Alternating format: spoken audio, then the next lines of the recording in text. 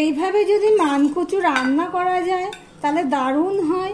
সম্পূর্ণ পেঁয়াজ রসুন ছাড়া একটা রেসিপি, নিরামিষ রেসিপি। ভিডিওটি স্কিপ না করে পুরোটা দেখার অনুরোধ রইল, কেননা আমি কি করলাম, কিসের পর কি দিলাম বুঝতে পারবে না স্কিপ করলে। তাই অনুরোধ করছি ভিডিওটা পুরোটা দেখার জন্য। তাহলে রেসিপিতে যাওয়া যাক। নমস্কার বন্ধুরা, আপনারা দেখছেন কুকিং হাউস অফ অনিমা। আজকে একটা মানকচু নিয়ে নিয়েছি। এই দেখো, এই মানকচুটা সম্পূর্ণ নিরামিষ একটা রেসিপি তোমাদের সাথে শেয়ার করব।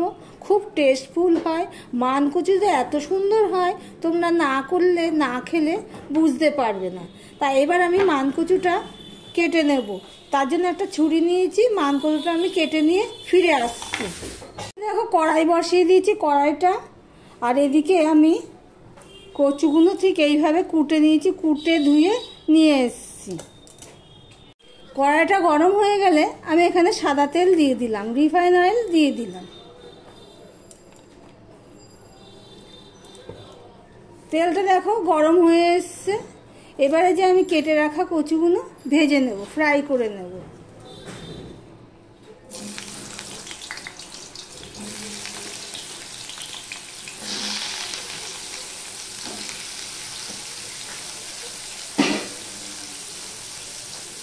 অল্প নুন দিয়ে দিলাম।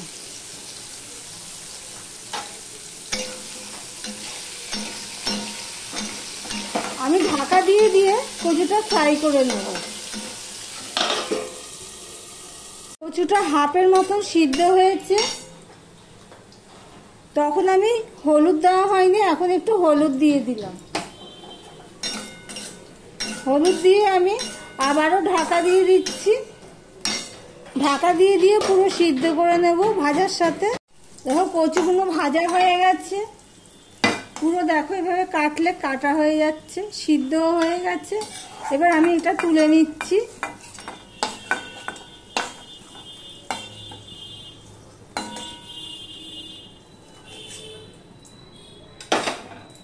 এবার এখানে আরেকটু আমি তেল দিয়ে দিলাম, সাদা তেল।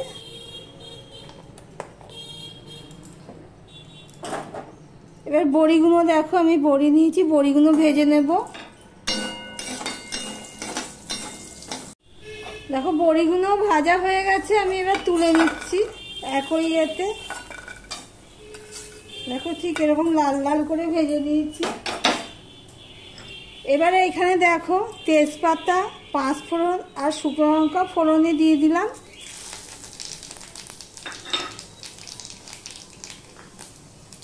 ফোড়নটা হয়ে গেছে। এবার এখানে অল্প আলু কেটে রেখেছি, আলুটাও দিয়ে দিলাম।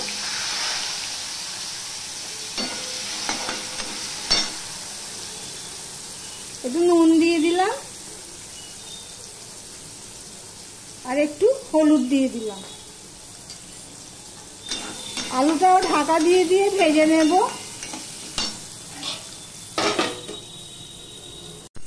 দেখো, আলুটাও ভাজা হয়ে গেছে। এখানে আমি দেখো টমেটো আর কাঁচা লঙ্কা নিয়ে নিয়েছি, এই 3টে কাঁচা লঙ্কা আর টমেটো নিয়ে নিয়েছি একটা, সেটা আমি দিয়ে দিলাম।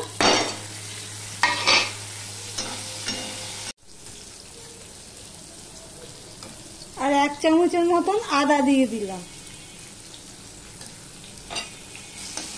দিয়ে সম্পূর্ণ মিশিয়ে নিয়ে আমি 2 মিনিটের মতন কষিয়ে নেব। তাতে টমেটোটাও নরম হয়ে যাবে, আদারও কাঁচা গন্ধ চলে যাবে।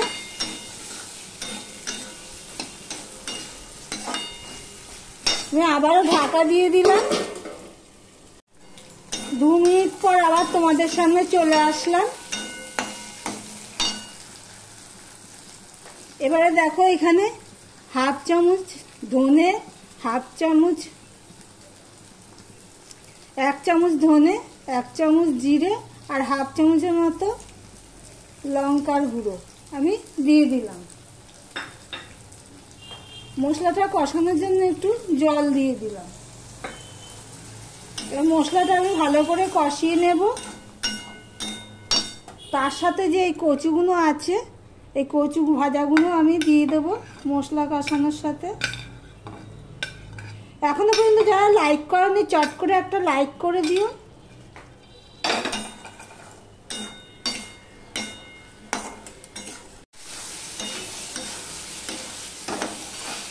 দেখো মশলাটা কষানো হয়ে গেছে। আমার ভিডিওটি যদি ভালো লেগে থাকে তাহলে লাইক কমেন্ট শেয়ার করে দিও। আর যারা ভিডিও দেখছো সাবস্ক্রাইব করোনি তাদেরকে অনুরোধ করছি ভিডিও চ্যানেলটি সাবস্ক্রাইব করে পাশে থাকার জন্য। এবারে ভেজে রাখা বড়িগুলো আমি দিয়ে দিলাম, সাথে দিয়ে দিলাম পরিমাণ মতন জল।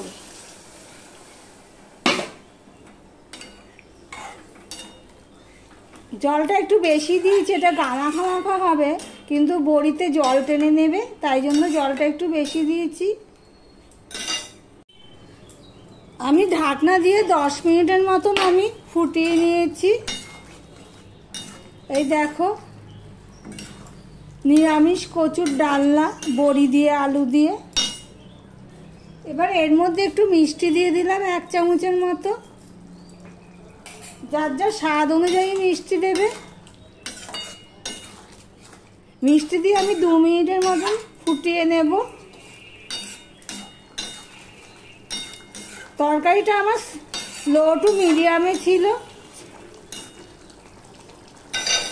2 মিনিটের মতন ফুটিয়ে নিয়েছি। এবার এখানে আমি ধনেপাতা দিয়ে দিলাম। তাহলে কচুর ডালনা তোমাদের কেমন লাগলো কমেন্ট করে জানিও। ভিডিওটি আজকের মতন এখানেই শেষ করলাম। গ্যাসটা অফ করে দিয়ে স্ট্যান্ডিং টাইম 5 মিনিট আমি রেখে দেবো।